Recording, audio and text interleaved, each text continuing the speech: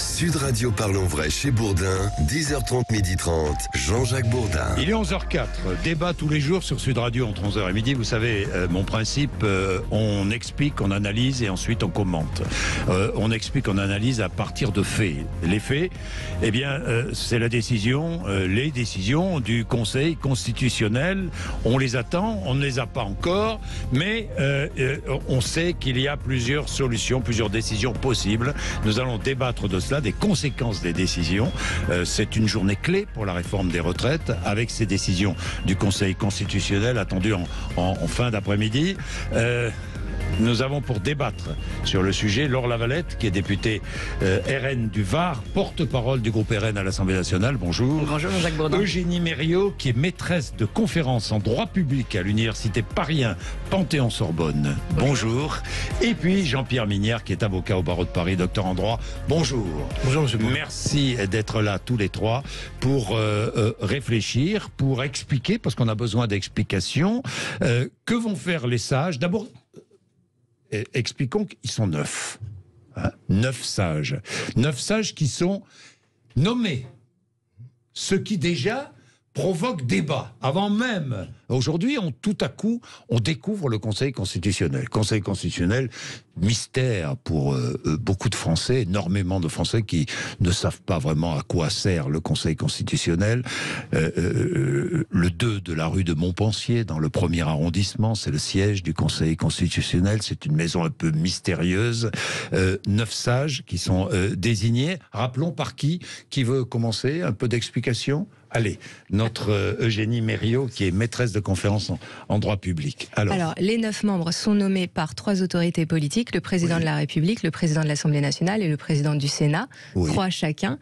Mais ce qu'il faut noter, c'est que le président du Conseil constitutionnel, qui a un rôle prépondérant dans la procédure, est nommé directement par le président de la République, ce qui est différent des autres juridictions constitutionnelles de par le monde, où on peut avoir des nominations politiques, mais où généralement le président de l'institution est soit élu par ses pairs, soit désigné d'une autre manière. Alors, le président du Conseil constitutionnel, dites-vous, a un rôle prépondérant. Pourquoi?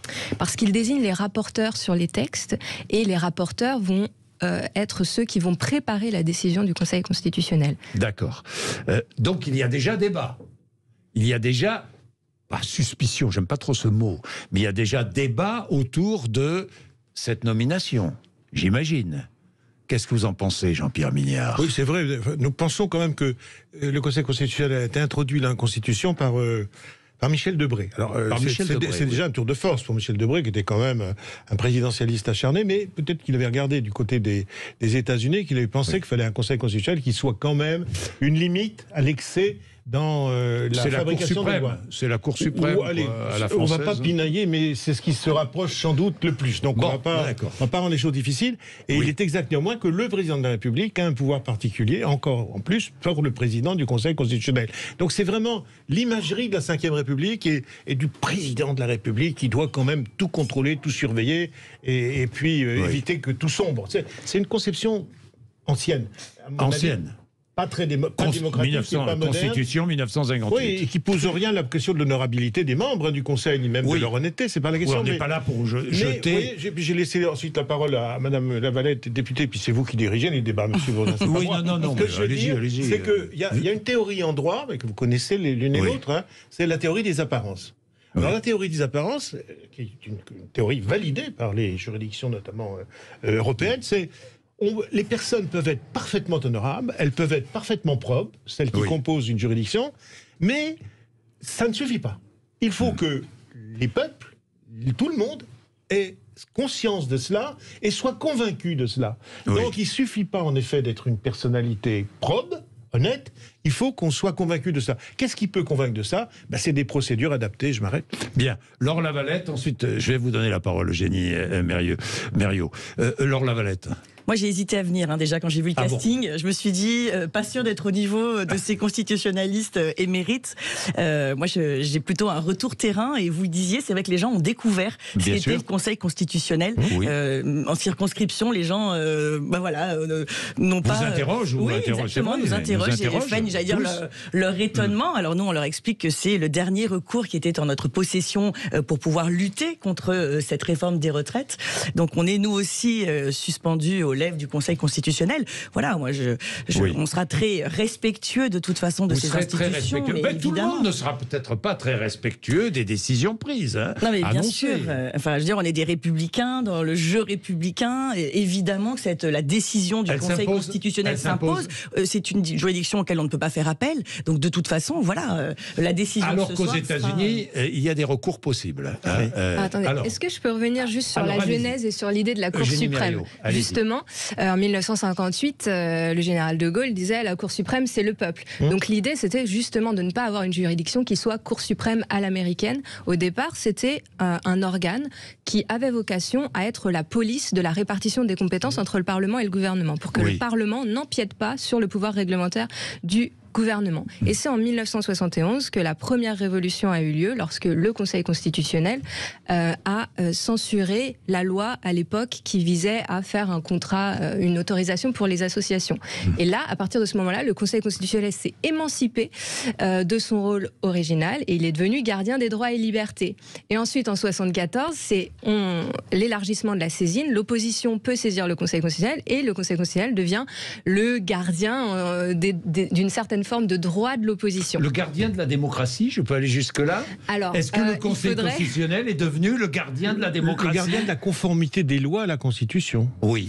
Donc, d'une certaine manière, oui. Le gardien de la démocratie. Alors, des droits et libertés fondamentaux, à ne pas confondre avec la démocratie, des droits et libertés fondamentaux, encore plus avec la troisième révolution qui est celle de 2008, la QPC, question prioritaire de constitutionnel, tout justiciable peut saisir le Conseil, et à mon sens, ce qui va se passer aujourd'hui va déterminer si oui ou non nous sommes face à la quatrième grande révolution du Conseil constitutionnel, où il devient véritablement une institution de type Cour suprême. Alors là, je trouve ça, qui fait de la politique. Je trouve très intéressant ce que vous dites, parce que au-delà de la décision sur l'objet même de la discussion, c'est-à-dire la réforme des retraites, constitutionnalité ou pas, conformité du projet de loi de financement de la sécurité sociale rectificatif qui contient la réforme des retraites. Au-delà de cela, effectivement, il y a une dimension. Là, tout à coup, cette décision prend une dimension plus importante encore. Plus importante. Puis aussi, la validité ou pas du référendum d'initiative populaire. Bien sûr. Ça aussi, c'est pas populaire. D'initiative partagée. Laure Lavalette, quand je vous écoute, Génie, j'espère bien justement que le Conseil constitutionnel va statuer sur le fond. Et je pense que nous avions au Rassemblement national un recours suffisamment étoffé pour faire tomber ce texte. Certains de vos confrères, même du Monde, ont trouvé que nous avions notamment sur le 49.3 soulevé, j'allais dire, un lièvre et renvoyé le Conseil constitutionnel à une jurisprudence. Que les choses soient claires. Non, mais sur ce point-là, Jean-Jacques, nous sommes les seuls à avoir levé le fait qu'une jurisprudence en 1979 du Conseil constitutionnel avait dit qu'il fallait qu'il y ait d'abord un 49.3 sur la partie des recettes avant d'en avoir un sur le texte global, ce que n'a pas fait Elisabeth Borne puisqu'il y a eu un 49.3 sur l'ensemble du texte. Ça paraît sûrement compliqué pour les gens qui nous écoutent, mais au niveau jurisprudentiel, nous avons, c'est ce qui nourrit évidemment nos espoirs, en plus du fait que le véhicule législatif ne soit pas adapté, il n'y avait pas d'urgence, nous avons été, nous parlementaires, contraints à la fois dans la forme et dans le fond. Nous n'avions que très peu de temps, nous avions 9 jours et nous ne pouvions pas faire de propositions puisque nous ne pouvions pas créer de charges. Plus le fait que la NUPES est embolisée avec un nombre d'amendements phénoménal, même si le droit d'amendement, on le sait, est constitutionnel. Bon, on va pas en période. Non, mais c'est important que les Français sachent ce sur quoi nous avons. On leur a répété 25 000 fois. Je suis pas sûr, ça fait longtemps que je suis pas venu, Jean-Jacques. Non, ça fait longtemps. Vous en profitez un petit peu quand même. On va pas reprendre le débat à l'Assemblée nationale. Bon, les débats ont été écourtés. Il y a eu utilisation du 49.3, on est bien d'accord.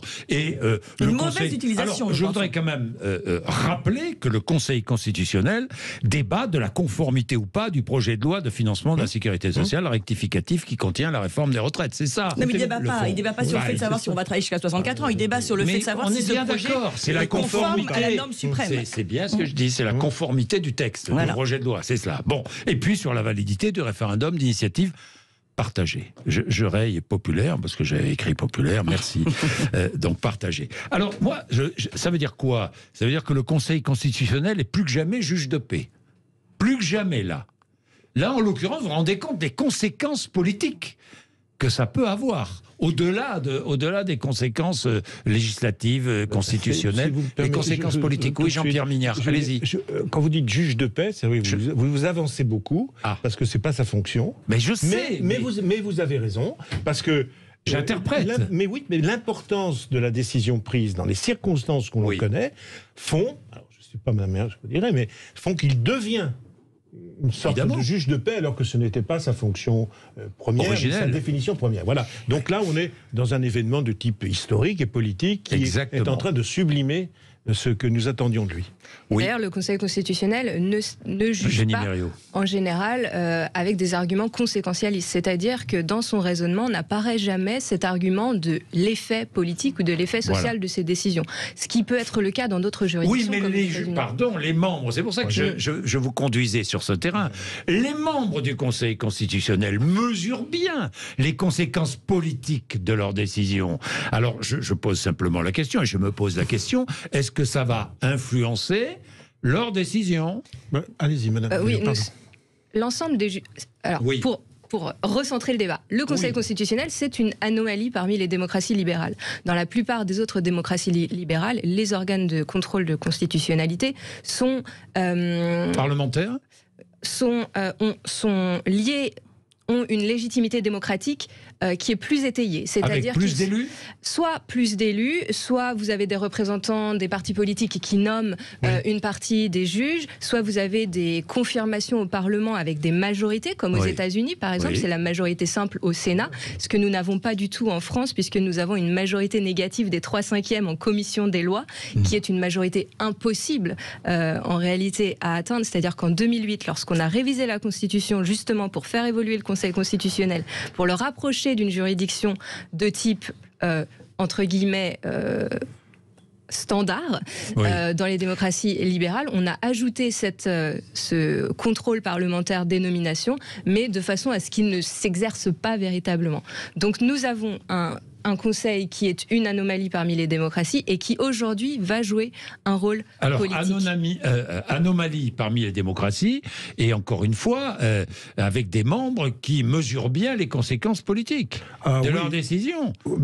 Alors est-ce que Jean-Pierre Mignard, vous pensez que ça peut faire changer écoutez, la décision Vu les circonstances, j'espère que les membres mesurent les conséquences de leurs décisions. Et disant cela, je sais bien que j'introduis un élément de subjectivité dans leur opinion, et j'allais dire heureusement, parce que sinon confions à ChatGPT le soin effectivement de veiller à la conformité. C'est ma blague, ça. Ah non, mais je l'avais dit auparavant, madame Lavaltrie. Mais au Rassemblement national, ils veulent tout préempter d'abord avant les autres. C'est insensé. C'est insensé. Donc, je pense que c'est bien ça. Alors, simplement, c'est très compliqué, je le dis devant vous, madame, c'est que comment une subjectivité peut...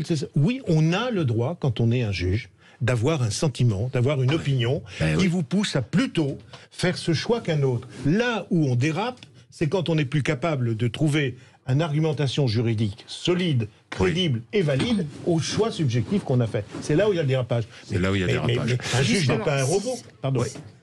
Si je peux juste intervenir, justement, lorsque nous avons une institution qui fait de la politique, qui prend des décisions aux conséquences politiques si énormes et qui est attendue par l'opinion politique comme un salvateur en fait de crise politique, ce qui se passe aux États-Unis, en Inde, un petit peu partout dans le monde, il faut que la procédure de nomination soit en adéquation. C'est-à-dire, lorsque les auditions qui sont devant la commission des lois des candidats, aujourd'hui sont des auditions de non-politique. C'est-à-dire que les questions qui sont posées sont des questions de type examen de L1 de droit constitutionnel, alors que si vous regardez ce qui se passe aux États-Unis, on demande au juge comment vous vous positionnez sur telle question, sur telle question, sur telle question. Un examen, à passer pour être membre. Non, en France, c'est un examen de type technique. Oui, de type technique. On ne parle pas de politique. Alors qu'aux États-Unis, où on sait que la Cour est politique, on demande de se prononcer politiquement sur différents sujets. Ça veut sujets. dire que la Cour, elle est quand même politique. Ah oui,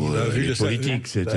Vu ceux qui désignent les membres, celles ou ceux qui désignent évidemment. les membres. Alors, je rappelle que c'est l'Assemblée, le Sénat et le président. Oui, mais par exemple, la seule question de type politique qui est posée lors des nominations devant la commission des lois, c'est du type « Considérez-vous que nous puissions réviser la Constitution par la voie de l'article 11 ?» C'est la seule véritable question où il faut prendre position. Sinon... Alors nous allons regarder un peu quelles sont les décisions que pourrait prendre le Conseil constitutionnel. Validation totale de la loi, ou censure totale, ou censure partielle. Nous allons regarder cela tous les trois dans un instant, parce qu'il est déjà 11h19, ça passe vite le temps, c'est passionnant. C'est passionnant, c'est parfois un peu technique, mais on a besoin de comprendre. Il faut comprendre notre monde et le monde dans lequel nous vivons. Allez, à tout de suite. Sud Radio Parlons Vrai chez Bourdin, 10h30, 12h30, Jean-Jacques Bourdin. Il est 11h22. Oui, je disais pendant la pub, imaginons Laurent Fabius, qui préside le Conseil constitutionnel, et tous les membres du Conseil qui vivent dans l'ombre, parce que rue Montpensier, on vit à l'ombre. On est caché, on est protégé par la police, là, aujourd'hui. Mais enfin, on vit à l'ombre. Et tout à coup, les voilà en pleine lumière. Donc, ils pourraient tout à coup prendre des décisions inattendues. Auquel on ne s'attend pas. Je ne sais pas, moi. Une censure totale du texte, vous y croyez ou pas, une censure totale Eugénie Mériot, il va falloir depuis vous avancer. 1958, il n'y a eu que 5 censures totales. Oui. Mais rien n'est à exclure. En 1971...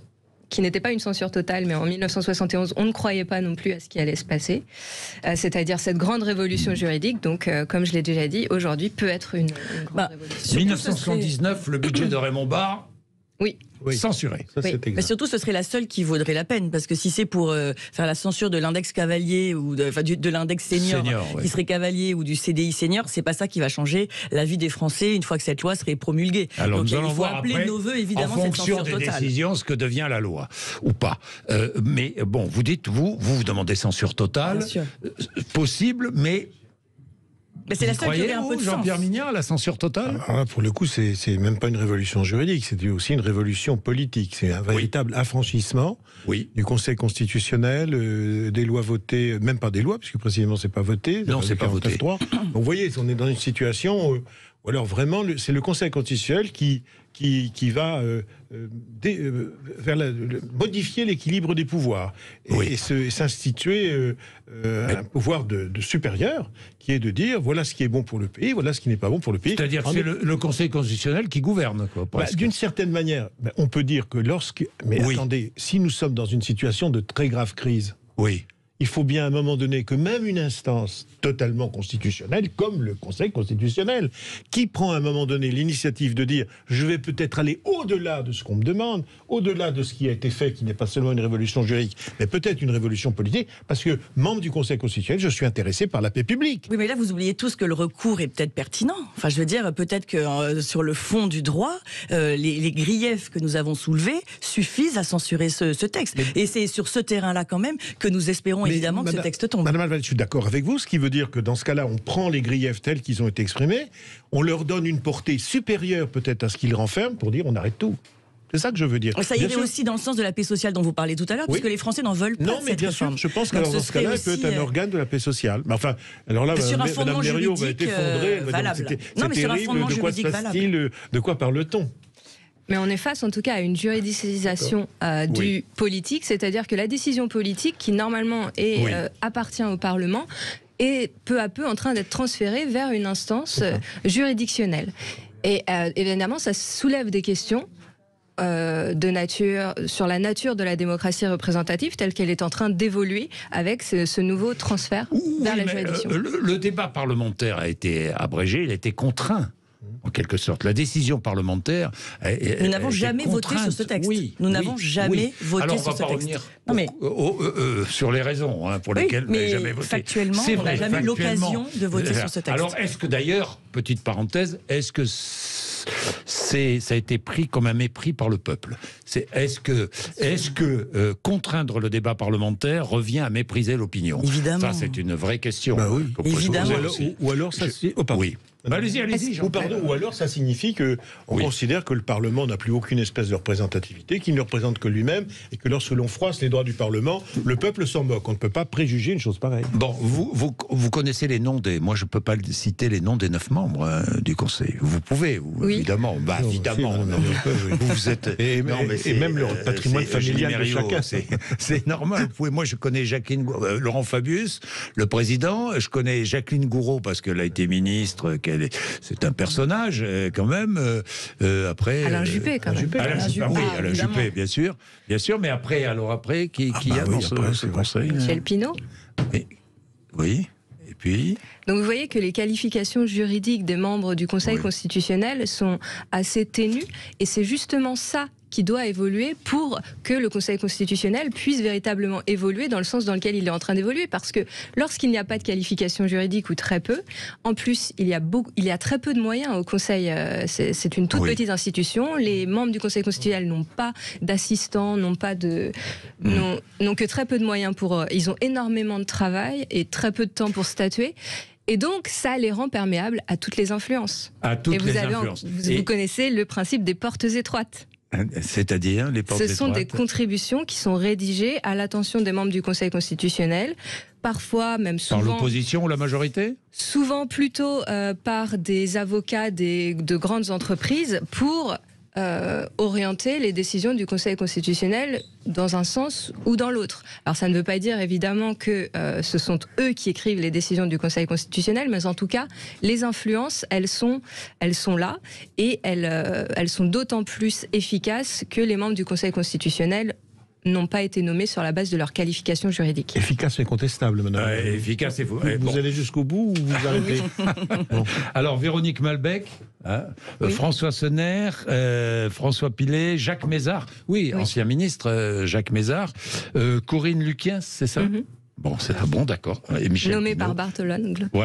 Nommé par Claude Bartolone, ancien président de l'Assemblée nationale. Voilà, c'est ça. Bon, allez, 11h28. Moi, on a parlé de la censure totale. Et s'il y a validation totale? Ça me paraît difficile. Oui, parce que là, il faudra des renforts de gendarmerie. À ce moment-là, la loi est promulguée. Oui. D'ailleurs, jusqu'au 20 avril. Emmanuel Macron a jusqu'au 20 avril pour promulguer la loi. Et une loi qui entre en vigueur le 1er septembre. Oui. Ce serait d'une brutalité inouïe quand même. Les Français sont pas prêts, je pense, à cette brutalité. Ils ont été déjà maltraités dans ce débat parlementaire. Là, ce serait, à mon avis, très compliqué. Il y a une façon de s'en sortir, on en parlera sûrement. C'est même pas le référendum d'initiative populaire. C'est le référendum tout court. Vous le disiez tout à l'heure, la Cour suprême, c'est le peuple français. Il y a une façon de sortir démocratiquement de cette crise, c'est de demander aux Français, avec un référendum, voulez-vous ou pas de ce projet injuste et brutal des retraites qui vont vous faire travailler jusqu'à 64 ans. Je pense que Emmanuel Macron ne peut pas faire l'économie de ce retour au peuple. Ou avec une dissolution. Ça, c'est un débat plus politique. Moi, je reste sur le Conseil constitutionnel. Non pas que je ne veuille pas débattre, parce qu'on va parler du référendum d'initiative partagée, ce qui n'est pas tout à fait le même référendum. Pas tout à fait le même. Bien, parce que le cheminement est plus compliqué, mais en même temps, il a une légitimité démocratique dans la mesure où 4 800 000 Français s'expriment. Donc, il y a une légitimité démocratique. Bien, nous allons parler de tout cela, il est 11h30. Sud Radio Parlons Vrai chez Bourdin, 10h30, 12h30, Jean-Jacques Bourdin. Bien, le débat est passionnant, je vous le dis, autour de... Vous voyez, tout le monde discute, c'est ça le débat sur Sud Radio. Laure Lavalette, députée RN du Var, porte-parole du groupe RN à l'Assemblée nationale, Eugénie Mériot, qui est maîtresse de conférences en droit public à Paris 1, Panthéon, Sorbonne, et Jean-Pierre Mignard, avocat au barreau de Paris, docteur en droit. Alors, je parlais de censure totale tout à l'heure, validation totale, vous dites oui, ça paraît absolument impossible. Et puis la censure partielle. Alors là, tout va dépendre de la censure. Je pense qu'on va se diriger peut-être vers une censure partielle. Enfin, je ne veux pas faire de pronostic, je déteste ça. Mais censure partielle, tout dépendra de la censure. Laurent Lavalette. Oui, encore une fois, s'il censure l'index senior qui n'avait déjà aucun sens et dont on sait depuis le départ qu'il va être censuré, parce que lui, je vois pas comment le Conseil constitutionnel pourrait le garder. Index qui nous a pris un temps fou, 8 heures sur les 3 jours que nous avions en commission pour ne pas parler de l'article 7. Évidemment, s'il censure l'article 7, voilà, ce sera une bonne nouvelle pour les Français, mais je n'imagine pas que cette censure partielle voilà, soit le report de l'âge. Je pense que les Français comprendraient mal. Alors, Emmanuel Macron peut aussi demander un nouveau débat au Parlement. C'est possible. Pour modifier les dispositions censurées. Alors qu'il vient d'empêcher le débat là, ce serait fou. Ben c'est possible. Oui, mais ce serait fou. C'est aussi une astuce, je ne sais pas moi. Bon, mais c'est remettre de l'huile sur le feu, je ne sais pas ce que vous en pensez, mais... Évidemment, on peut toujours utiliser soit la procédure de la saisine du Conseil constitutionnel, lorsqu'on est président de la République, la saisine du Conseil constitutionnel pour retoquer un élément du texte sans perdre la face, entre guillemets. C'est peut-être ce qu'avait fait M. François Hollande avec les 75%. Où il y a également la possibilité de demander une nouvelle promulgation de la loi, c'est l'article 10 de la Constitution, ce que Emmanuel Macron pourrait faire, mais il ne me semble pas qu'il ait envoyé de signaux en ce sens. En ce sens. Bon, et puis il y a le RIP, le référendum d'initiative partagée. Alors là, je rappelle le fonctionnement. Ce référendum demande de référendum déposé par plus de 250 parlementaires. Que se passe-t-il ensuite si le Conseil constitutionnel valide cette idée de référendum? 4 800 000 Français vont devoir signer en 9 mois, c'est cela. Signer la demande de référendum en 9 mois. Et ensuite, le Parlement a 6 mois pour examiner le texte. Ça tue la réforme des retraites, ça. Franchement. Ça la tue ou ça... Vu la longueur... Le cheminement de tout ça. Ça veut dire que, oui, elle est anémiée en tout cas. Elle est anémiée. C'est-à-dire qu'elle n'est pas appliquée avant 3 ans, quoi. Oui. Non ? Sûr. En 2008, on a fait une révision constitutionnelle de grande ampleur pour donner un caractère plus participatif à notre démocratie. C'est d'ailleurs là où on a ajouté les auditions pour les membres du Conseil constitutionnel. Et de la même manière que la majorité des 3/5 négatives n'a pas été pensée pour pouvoir être efficace, le RIP n'a pas été pensé pour pouvoir être une institution efficace. Moi, j'ai peur que ce RIP fasse un peu tomber la pression en pensant que nous arriverions à faire tomber ce texte, alors qu'en fait, comme vous le dites, c'est tellement long, c'est une usine à gaz. Vous dites-vous, c'est une chance pour le président de la République, le RIP. C'est faire traîner en longueur. Moi, je pense qu'il faut revenir au peuple maintenant. Non, mais il faut un référendum. Ça, c'est un choix typiquement politique de votre formation. D'abord, soit vous engagez, alors cette fois-ci pour le coup, un vrai bras de fer avec le président, que vous avez quand même un peu ici ou là épargné jusqu'alors. Oui, c'est vrai que vous l'épargnez beaucoup. Et puis lui, il n'a pas été non plus très désagréable avec vous. Vous avez des vice-présidents, tout ça. Mais c'est normal d'ailleurs. Non, mais vous êtes un groupe existant.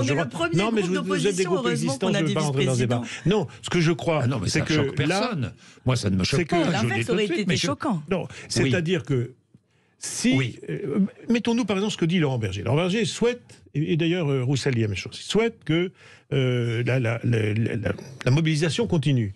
Il dit aussi on ne va pas manifester tous les jours. Il a raison parce que les gens sont épuisés, puis c'est des jours de plus d'argent, c'est pas possible. Pour manifester. Il demande quand même à ce qu'il y ait de grandes manifestations pour le 1er mai. Mais enfin, le 1er mai, c'est habituel. C'est pas Jéricho, on va pas tourner sans arrêt en espérant que les murailles de la loi vont tomber. Donc c'est vrai que ça mobilise les gens. Pourquoi ? Les gens d'abord qui se sont connus, qui se sont appréciés. La CFDT est ravie de manifester, ce qu'elle n'avait pas depuis longtemps. Les gens se sont retrouvés un peu partout. Donc les gens vont être dans les portes des magasins, ils vont être des choses avec signé, voulez-vous être signé. Donc il y a une issue. Ce que je veux dire avec le RIP, c'est qu'il y a une issue qui est donnée, et une issue politique, dont on peut penser une issue politique pour certains syndicats, une issue politique pour le président de la République, et une issue politique pour tout le monde. Et une issue politique pour tout le monde, et il n'y aura plus de réforme des retraites. Et voilà. Vous voulez que je vous dise, il y aura une nouvelle réforme des retraites qui sera présentée peut-être ailleurs, au calendrier et sous d'autres formes et d'autres auspices. Mais je pense que c'est ça, c'est-à-dire il faut bien que les gens se disent, est-ce que no future ou pas ? Alors, si on leur dit oui, mais dans 9 mois, vous verrez, et puis le président sera bien tenu, il ne peut pas s'opposer. Vous avez raison, s'opposer au RIP pour le président de la République, c'est impossible. Oublions, je ne sais même plus où on est. Alors donc, ça aura lieu, c'est une issue. Mais ça arrange finalement tout le monde, quand on est dans une issue, quand on ne peut pas tuer ses adversaires, pardonnez-moi, nous n'en sommes pas là, heureusement, il faut bien à un moment donné se mettre d'accord avec eux pour dire... Voilà, et ils sont mis d'accord. Et le Conseil constitutionnel, qui est le Conseil des sages, pourrait jouer ce rôle. Bien sûr, il peut trouver que c'est la bonne rôle issue. de médiateur, en quelque sorte. Et parce que le Conseil, qui est peut-être plus libéral sur ce point que Mme Mériot, qui est savante, mais comme tous les savants, qui est rigide sur les thèses, c'est vrai que le Conseil peut dire oui, en effet, on va faire vivre ce qui est un instrument constitutionnel. Vous êtes d'accord, Mme Mériot ? Ce serait terrible qu'on ait un instrument constitutionnel qui vaille ce qu'il est. Je suis d'accord, Mme Lavalette. Il est complexe, mais faisons-le. Donnons au peuple un moyen supplémentaire de s'exprimer. Mais pourquoi pas faire alors à ce moment-là un référendum tout de suite ? Mais justement, mais si on ne s'éloigne pas de l'esprit de la Constitution, de Michel Debré et du général de Gaulle, vous l'avez dit tout à l'heure, la Cour suprême c'est le peuple, mais revenons au peuple tout de suite. Pourquoi organiser un référendum sur la réforme de retraite ? Pourquoi ne pas organiser un référendum sur l'engagement de la France en Ukraine ? Pourquoi ne pas écouter le peuple, en fait ? Pourquoi ne pas organiser... Oui, mais vous allez organiser un référendum tous les 15 jours. Pourquoi pas ? Enfin, pas tous les 15 jours, mais ça pourrait aussi... Pourquoi pas gouverner par référendum ? Je veux dire, la Suisse s'en sort très bien. Alors, on a des fonctionnements très différents. Ce sont des référendums locaux. Moi, je pense qu'il faut demander au peuple sur des... Et la Suisse est une fédération. C'est majeur ce qui arrive. Laure Lavalette, vous souhaitez une fédération ? Non, mais je souhaite qu'on consulte le peuple plus souvent. Vous ne pouvez jamais comparer la France à la Suisse. Et je pense qu'on peut faire ce retour au peuple. Alors pour une fois, puisque vous aimez beaucoup le peuple, vous parlez beaucoup du peuple. Oui, mais vous aussi, j'imagine bien que je n'ai pas le monopole de l'amour du peuple autour de ce plateau. Laissons donc le peuple prendre le soin de se poser la question à lui-même. Ce ne serait pas un progrès, ça ? Demandez au peuple, descendons dans la rue et demandons au peuple, est-ce que vous voulez voter dans 3 semaines pour ou contre la réforme des retraites ou dans 9 mois ? Mais non, ils ne s'en fichent pas. Pendant ce temps-là, allez dans la rue, posez n'importe quelle question au peuple, il va vous répondre. Est-ce que vous voulez le retour de la peine de mort ou pas ? Est-ce que vous voulez... Mais c'est un peu méprisant, mais c'est pas là, vous le prenez. Je vous parle pas. C'est pas méprisant. Je vous dis que le peuple, à ce moment-là, a envie de s'exprimer sur tout. Vous le savez bien. Vous savez bien. Mais c'est normal d'ailleurs. Alors, on lui met. Il a un cahier. Le RIP, c'est un cahier des charges contraignant. Le RIP. Donc, il faut que ce soit le peuple et ses députés. Et ces parlementaires qui le souhaitent s'emparent de cette question, en fait une grande question politique, en fait une question démocratique, parce qu'il va falloir aller à la porte des supermarchés, sonner chez les gens pour obtenir les signatures. Les 4,5 millions, on les aura, et c'est le peuple, et non pas un merci à M. Macron, c'est le peuple qui décidera. M. Macron lui dit rarement merci, et quand même... Ça sera un échec. Ça sera aussi... Vous serez contente, Laure Lavalette, ce sera aussi un échec pour Emmanuel Macron. Mais on n'a pas le temps.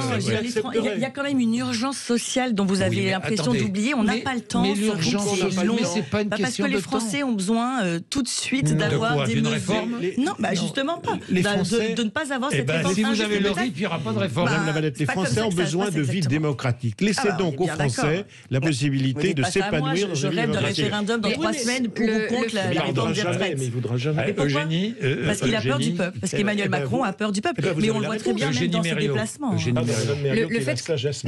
fait que le Conseil constitutionnel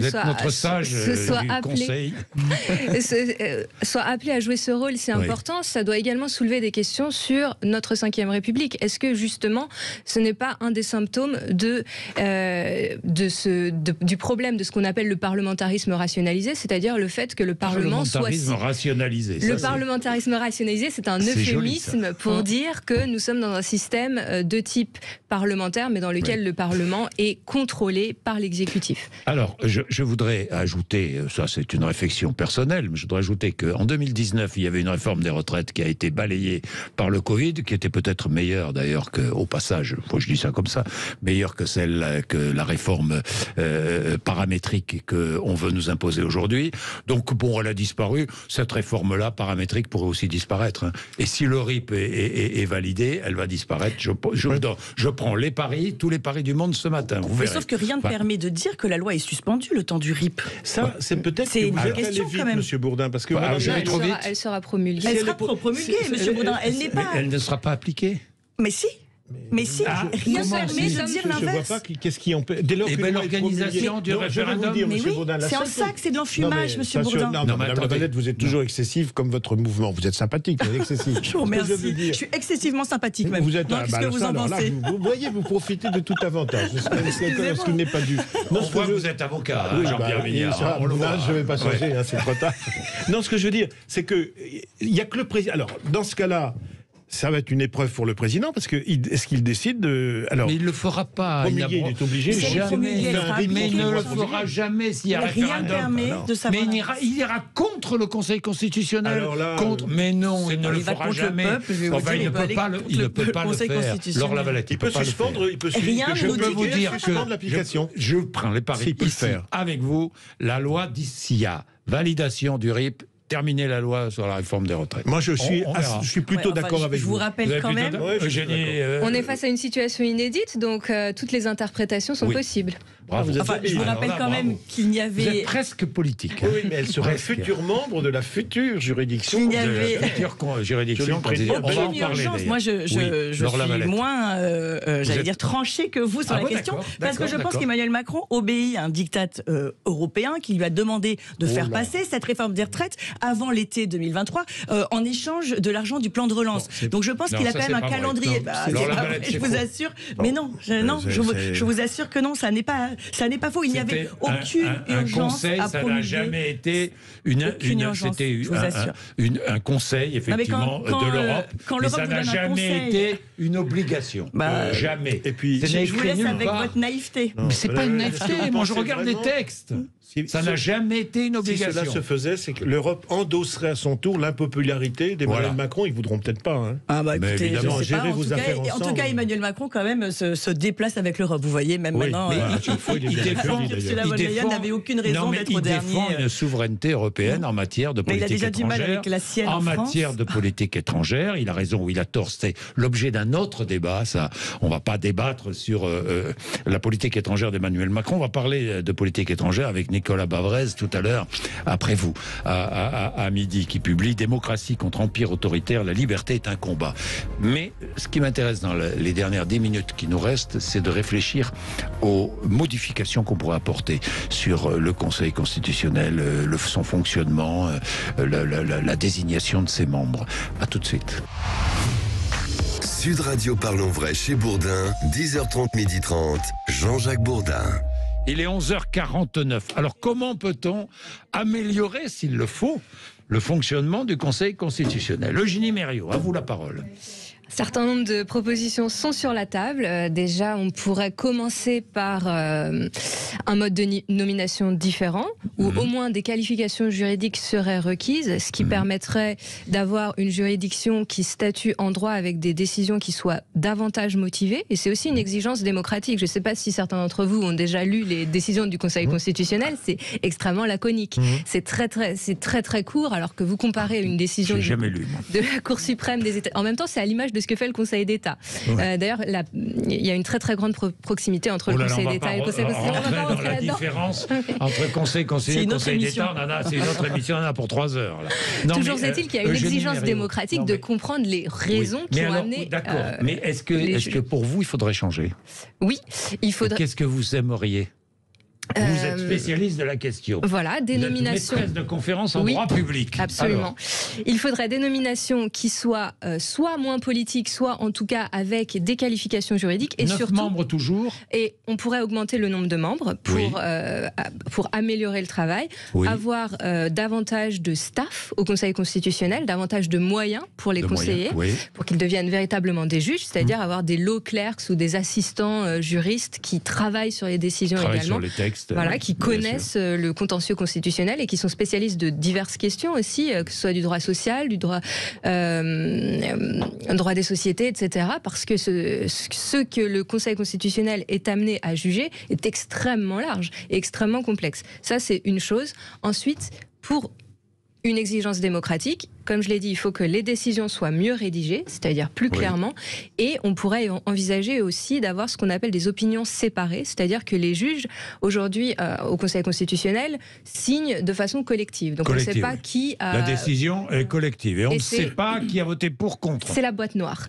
Alors que dans d'autres juridictions, les juges rédigent leurs opinions séparées et nous avons un vote. Et rendre public les votes. Rendre public les votes et les séances de travail. Sauf que, évidemment, ça porte un risque. Ça porte un risque de délégitimation et de politisation de l'institution. Ce que vous dites est totalement juste. Mais la Cour européenne des droits de l'homme s'en sort bien avec les opinions dissidentes. C'est d'ailleurs extrêmement utile. Et donc, on est déjà dans un système juridictionnel où ça se fait. Pourquoi le Conseil ne le ferait-il pas? Tout ce que vous dites est vrai, mais je pense que vous insistez beaucoup, et tant mieux, sur la technicité, le professionnalisme, etc.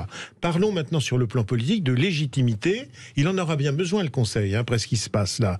Quelle que soit la décision qu'il aura besoin, c'est peut-être lui qu'il faut renforcer avant qu'on rentre dans le cafouillage de l'Assemblée nationale. C'est d'abord peut-être qu'il y ait une validation parlementaire qui soit plus importante. On peut exiger sur ce point, ou alors on élit des députés qui sont pris de folie, on ne sait pas, 4/5 pour valider des propositions qui peuvent venir des présidents des chambres, présidentes, et du président de la République. Mais il faut une validation. Si on a une validation parlementaire plus importante, d'abord, ça rehausse le pouvoir du Parlement, c'est plus juste, et on ne fait pas n'importe quoi. Ça, c'est parce qu'il n'y a pas de validation du Non, il n'y a pas significative. Il y a une majorité négative des 3/5. Je ne veux pas être offensant, mais il y a des gens, on se demande ce qu'ils y font. Bon, enfin bref, je ne vais pas donner des noms. Et la deuxième chose, c'est peut-être d'aller jusqu'au bout du caractère juridictionnel du Conseil. C'est-à-dire que c'est une juridiction. Et d'ailleurs, ça l'est, les avocats plaident massivement devant le Conseil. Ils plaident avec les questions prioritaires de constitutionnalité. Les avocats, qui sont des sentinelles du droit, sont toujours en train d'avancer des moyens contre la loi pour ici, etc. Et donc, le Conseil travaille sur la loi et donne une intelligence de la loi avec les avocats. Mais comme une juridiction peut le faire. Donc, ensuite, dernièrement, beaucoup plus de conseillers référendaires, beaucoup plus de moyens. C'est ce que disait d'ailleurs le président Luchaire. Il dit, on travaille dans des conditions qui sont très mauvaises, que vous disiez. Et alors, Lavalette moi, c'est pas vraiment à moi de répondre. Moi, je suis parlementaire. Le regret que j'ai, c'est que je pense que si Elisabeth Borne et le gouvernement n'avaient pas à ce point-là méprisé la représentation parlementaire, qui quand même c'est ce qu'on fait de mieux pour l'instant pour représenter le peuple, nous n'en serions pas à se poser des questions comme ça. Si nous avions eu le temps de débattre, si nous avions eu un cadre qui était différent, si le gouvernement avait entendu le peuple, nous n'en serions pas là. Nous n'en serions pas à nous demander quelle est la faille constitutionnelle. On remet le texte devant les députés et sénateurs. Non, mais ce qu'il faut dire aux Français finalement... C'est ce qui va se passer avec le RIP. C'est ce qui va se passer avec le RIP. Exactement, c'est pour ça que je dis ça.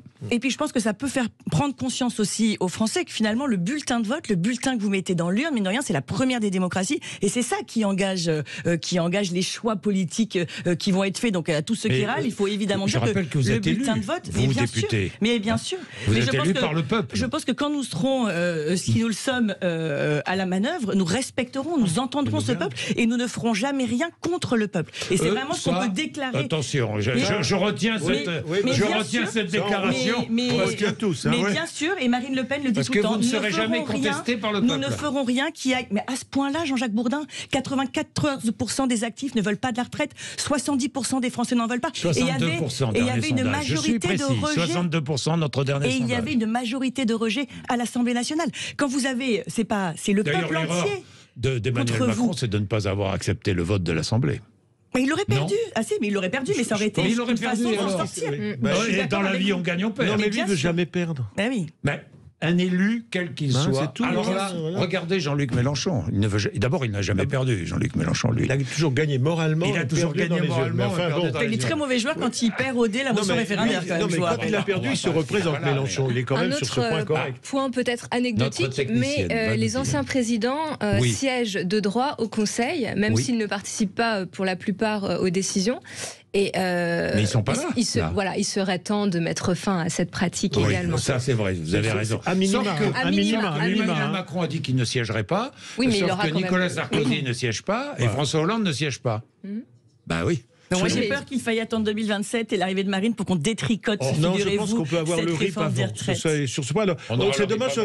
Pourquoi la NUPES a déposé un deuxième avec effectivement la question fiscale. Mais bon, si, C'est parce qu'ils veulent une question qui soit plus complète, avec notamment la question financière et de ressources. Mais vous savez qui soient pourquoi posées. Il y a une deuxième, parce que ça vient des sénateurs. Et vous savez pourquoi? Parce qu'il y a une rivalité à l'intérieur de la NUPES. Possible. Vous cherchez croyez, pas plus Jean-Jacques, vous loin. croyez qu'il y a une rivalité à l'intérieur de la NUPES? Bah non, mais je dis ça Vous comme allez ça. partir, elle va partir Vous pendant pensez une qu'ils heure. sont pas sur ce si sujet. riches? Je suis très étonnée. Merci à tous les trois, c'était passionnant parce que ça nous permet de réfléchir. Je sais, ce sont des débats qui sont peut-être parfois un peu ardus, mais qui sont nécessaires. On a besoin de débattre de ces questions-là pour bien comprendre le fonctionnement de notre démocratie. Justement, démocratie contre empire autoritaire, c'est le titre du livre de Nicolas Bavrez, qui est mon prochain invité. Merci à tous les trois d'être venus nous voir. Merci, Jean-Jacques. Sur 56. Sud Radio. Sud Radio, parlons vrai.